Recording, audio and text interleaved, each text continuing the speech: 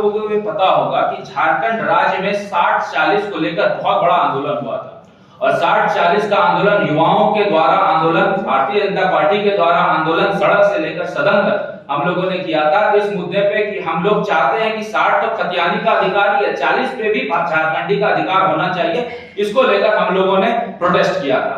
ये सरकार ने 40% सीट को ओपन टू ऑल कर दिया था और आपको भी पता है कि हर एक जिले में, हर एक प्रखंड में युवा आंदोलन किए थे और युवा के आंदोलन के बाद सरकार को झुकना पड़ा था और सरकार का झुकाव बस इतना ही तक था, बयानबाजी करके छोड़ देना।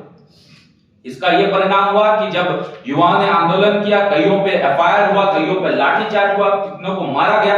उसके बाद सदन में हेमंत सोरेन जी का स्टेटमेंट आया कि 60-40 एक भ्रामक करने वाली स्थिति है, इसमें कहीं कोई सच्चाई नहीं है, ये विपक्षियों द्वारा फैलाया गया प्रोपेगेंडा है, इसमें दूर दूर तक कोई सच्चाई नहीं है। नौकरियां जब होगी तो यहाँ के स्थानीय लोगों को ही मिलेगी और स्थानीय युवा को ही नौकरी मिलेगी, ऐसा हम लोगों ने प्रावधान किया है। लेकिन उस समय तो युवा का जोश था वो ठंडा हो गया, युवा का आंदोलन ठंडा हो गया कि चलो हेमंत सोरेन जी ने अपना एश्योरेंस दिया। लेकिन जैसे ही बहाली हुई और जैसे ही नगर विकास विभाग की या जेई की बहाली हुई, सरकार के उन वादों का पोल अपने आप ही खुल जाता है। आज आप देखिए कि 70% यदि बाहरी लोग आ रहे हैं और सरकार सदन के अंदर ये कहती है कि हम लोग स्थानीय को ही नौकरी देंगे, तो दोनों में कितना विरोधाभास होता है। और ये सरकार ने सिर्फ जेपीएससी जेएसएससी को अपना कमीशन हाउस बना दिया। ये सरकार बस ये चाह रही है कि जेपीएससी और जेएसएससी के माध्यम से उनके पार्टी का पैसा आए, बाकी युवाओं के हित की बात ये सरकार नहीं कर रही। इसलिए मैं ऐसा कह रहा हूं क्योंकि हालिया दिनों में आपने देखा कि किस प्रकार से जेएसएससी के एग्जाम में धांधली हुई और सरकार बैकफुट पे थी। सरकार ये मान भी रही है धांधली हुई, लेकिन इसके बावजूद भी सरकार कोई कार्रवाई नहीं कर रही। ये अपने में दुर्भाग्यपूर्ण बात है।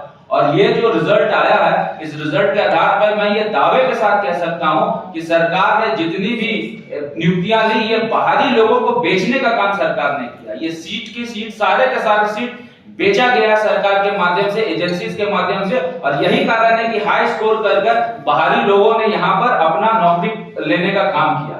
ये जांच का विषय इसलिए भी बनता है क्योंकि सीरियल वाइज इस सरकार की भी नियुक्तियों में जेपीएससी को छोड़ दिया जाए। जेपीएससी में भी आपको याद होगा कि सीरियल वाइज जो है सबका रिजल्ट प्रकाशित होकर सब उत्तीर्ण घोषित कर दिया गया था। जेएसएससी में भी वैसा कमोबेश आया है। जो एग्जाम्स हो रही है, एग्जाम्स में भी सीरियल वाइज लोग अभ्यर्थी पास कर रहे हैं। तो इसका मतलब यह है कि ये सारा का सारा एग्जाम रिग्ड है। सरकार ने एजेंसी के माध्यम से सारे सीटों को बेचा है। ये बाहरी लोगों को सीट बेचने का काम सरकार कर रही है और इसी का ये परिणाम है कि इतनी भारी संख्या में, तादाद में बाहरी लोग यहाँ पर पास कर जा रहे हैं और नौकरी ले पा रहे हैं।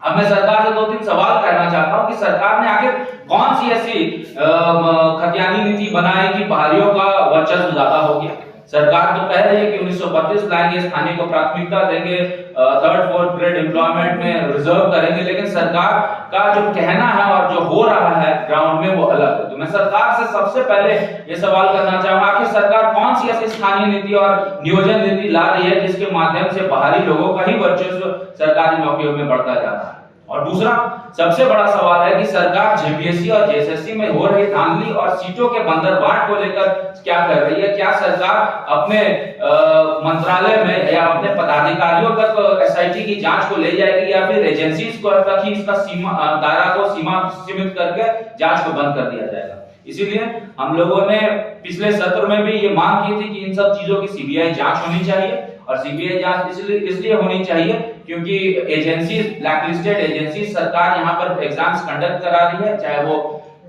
बिन्सस हो, चाहे वो आईसीएन हो, चाहे वो सतवत इन्फोसोल हो, सारी की सारी कंपनियां ब्लैकलिस्टेड है। ब्लैकलिस्टेड कंपनियां सीटों को बेच रही है, बाहरी लोग इस सीटों को खरीद रहे हैं और उसके माध्यम से जितनी भी एग्जाम्स हो रही है उसमें बाहरी लोग हाई स्कोर कर अंदर आ रहे हैं। ये युवाओं के लिए सोचने का विषय है और खासकर झारखंडी युवाओं के लिए सोचने का विषय है कि आखिर ये सरकार कर क्या रही है। और सरकार की स्टेटमेंट से भी ये परिलक्षित होता है कि सरकार की सोच क्या है। जो व्यक्ति जेई के लिए, जो व्यक्ति एसडीओ के लिए, जो व्यक्ति इंजीनियर के लिए पढ़ाई करता है, 10+2 पास करता है, परिश्रम करता है, लाइब्रेरी में जाकर अध्ययन करता है और उसको ये सरकार कह रही है कि तुम बकरी पालो, सुअर पालो, मुर्गी पालो, अंडे पालो। तो इससे ही सरकार की मनोस्थिति को हम लोग समझ सकते हैं कि सरकार कितना गंभीर है स्थानीय युवाओं को नौकरी देने के लिए। इसलिए हम लोगों ने ये प्रेस कॉन्फ्रेंस आपके बीच में रखा। और मुझे एक याद सरकार का स्टेटमेंट, हेमंत सोरेन जी का स्टेटमेंट भी आ रहा है याद, कि भगवान ना करे कि मेरे, जो पहले ही बार उन्होंने कहा था सदन के अंदर, भगवान ना करे मेरे ही परिवार से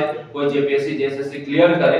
तो उसी से आप समझ सकते हैं कि सरकार डे वन से, right from day one, negative mindset के साथ काम कर रही। सरकार नहीं चाहती है कि यहाँ के युवाओं को नौकरी दे। सरकार नहीं चाहती है कि यहाँ के युवा खेती किसानी को छोड़कर सरकारी नौकरी आए, क्योंकि जैसे ही युवा ज्यादा पढ़ लिख के कमाने लग जाएंगे तो उसके बाद सरकार से सवाल करने लग जाए। सरकार नहीं चाहती है कि युवा यहाँ पे सरकार से सवाल करे। इन्हीं सब बातों को लेकर हम लोगों ने एक प्रेस कॉन्फ्रेंस रखा। और पहले भी, ये पहला इंस्टेंस नहीं है जब नगर विकास विभाग के द्वारा जेई की बहालियों में 70% बाहरी लोगों ने अपना वर्चस्व जमाया। आपको याद होगा कि जल संसाधन विभाग के द्वारा भी राज्य स्थापना दिवस में नियुक्ति पत्र बांटी गई थी।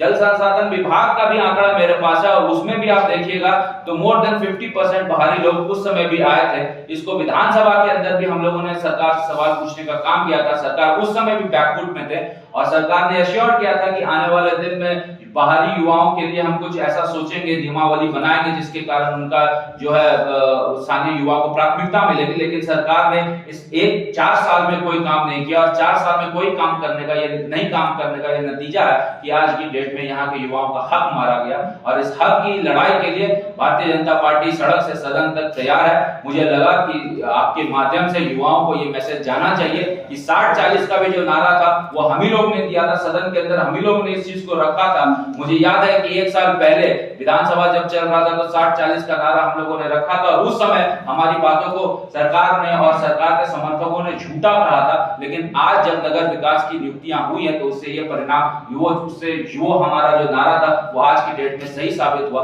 इसलिए ऐसी झूठी सरकार को भारतीय जनता पार्टी और यहाँ के युवा खदेड़ने का काम आने वाले सरकार। प्रेस की कटिंग है जो मैंने फेसबुक के माध्यम से उठाया है, जो 2019 का, और 2019 में मैं हेमंत जी का एक स्टेटमेंट पढ़ रहा था, और हेमंत जी का स्टेटमेंट आया था कि 3rd-4th ग्रेड की नौकरियों में स्थानीय को हम लोग यहाँ पर नियुक्ति देंगे। ये हेमंत सोरेन जी का उस समय का कटिंग है जब वो चुनाव में जा रहे थे, और चुनावी एजेंडा उन्होंने बनाया था स्थानीयता को लेकर कि हम लोग स्थानीय को प्राथमिकता देंगे और 3rd-4th ग्रेड एम्प्लॉयमेंट में स्थानीय को ही नौकरी मिलेगी। ये हेमंत सोरेन जी का ही स्टेटमेंट था जो मैं आपके समक्ष रख रहा हूँ। कालांतर में आपको भी पता है कि युवा इस बात से, सरकार की इस झूठी वादे से प्रभावित हुए, और कोई ये सब सुविधा नहीं है इसमें मुझे बोलने में कि उसके बाद जेएमएम की सरकार इस मुद्दे पर बनी थी।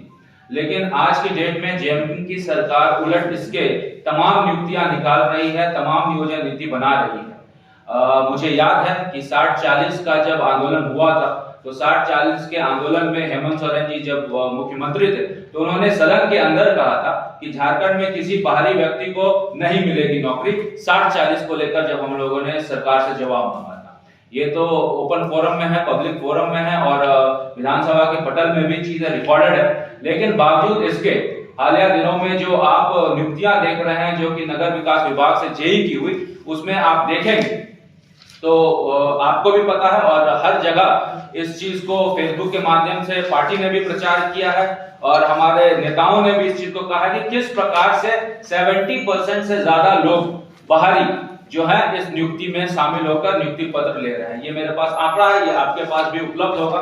मैं आपके रेफरेंस के लिए ये आंकड़े लाया हूं। उदाहरण के तौर पर मैं आपको बता देता हूं कि कहां से बाहरी लोग इस नौकरी के पार्टिसिपेट करके नियुक्तियां लिए हैं। अब आप देखिए कि हमीरपुर उत्तर प्रदेश, फिर आप देखिए सीतामढ़ी बिहार, फिर देखिए सिवान बिहार, फिर देखिए आप नालंदा बिहार, फिर देखिए आप बरेच उत्तर प्रदेश, फिर देखिए बलिया उत्तर प्रदेश, फिर आप देखिए कि पूर्णिया बिहार, मतलब तमाम कोने से, बंगाल, बानकुड़ा बंगाल, फिर आप देखिए बस्तर उत्तर प्रदेश, तमाम ऐसे जगह हैं जहां से लोग यहाँ पर आके अप्लाई कर रहे हैं और नौकरियां ले जा रहे हैं। और एक ही जगह ये सीमित नहीं है कि बिहार राज्य, उत्तर प्रदेश, बंगाल, हिमाचल प्रदेश, तमिलनाडु से लोग आके यहाँ पर नौकरी ले जा रहे हैं। और एक दो की बात होती तो हम लोगों को समझ में आता है, 70% एंड अबव अगर सरकारी नौकरियां बाहरी ले जाएंगे तो किस प्रकार से हम सरकार की जो वादा उन्होंने किया था कि स्थानीयता को हम प्राथमिकता देंगे, उस पर वो अमल कर रहे हैं, ये सोचने का विषय है। दोस्तों, हम लोगों ने 1985 का नियोजन नीति लाया, उसके आधार पर नौकरियां हुई और नौकरियां भी तबातोड़ रघुवर दास की सरकार में हुई।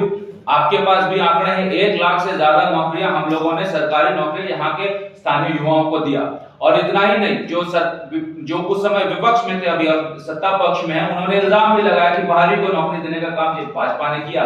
लेकिन हम लोगों ने जो नौकरियां दी उसमें मात्र 15 से 20% ही बाहरी थे और उससे ज्यादा लोग वहां पे बाहरी नहीं थे। ये पब्लिक डोमेन में है और ये सोचने का विषय है और ये चर्चा करने का विषय है कि किस प्रकार से हम लोगों ने जब नौकरियां दी तो उसमें जो नियम संगत है, जो कॉन्स्टिट्यूशनली जिसका प्रोविजन है, उसके आधार पर हम लोगों ने नौकरियां दी। लेकिन झारखंड की वर्तमान की सरकार जो नौकरियां दे रही है, और नौकरी भी कितनी दे रही है, 60, 70, 80 दे रही है, और उसमें से 70% अगर बाहरी को नौकरी मिल जाएगा तो आप समझ सकते हैं कि युवाओं के हित की बात करने वाली सरकार कितना झूठ बोल रही है।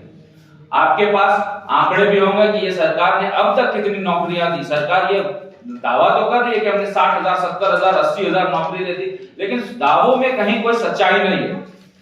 मेरे ख्याल से जो सरकारी आंकड़े मेरे पास उपलब्ध है उसके आधार पर जेपीएससी और जेएसएससी से सृजित जितने भी पद हैं, इस सरकार ने मात्र 3 से 4,000 के बीच में ही नौकरी दी, इससे ज्यादा ये आंकड़ा नहीं जा रहा है।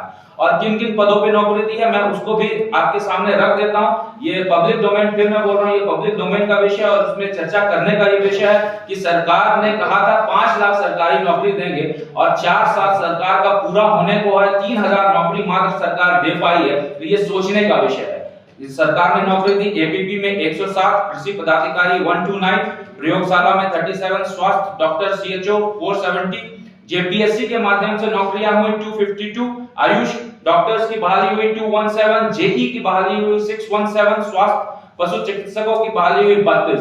मात्र इतनी ही नौकरियां जो है प्रकाशित इस सरकार में हुई और इस सरकार में नियुक्ति पत्र बटा।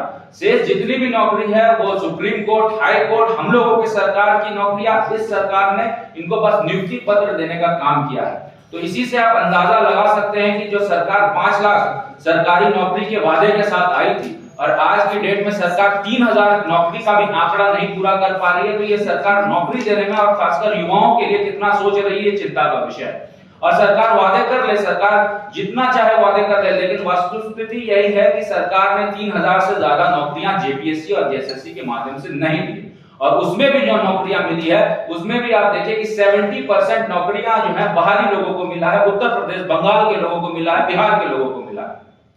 अब सवाल यह है कि आखिर ये सरकार इस तरह से सीटों का बंदरमाट क्यों कर रही है। सबसे बड़ा अहम मुद्दा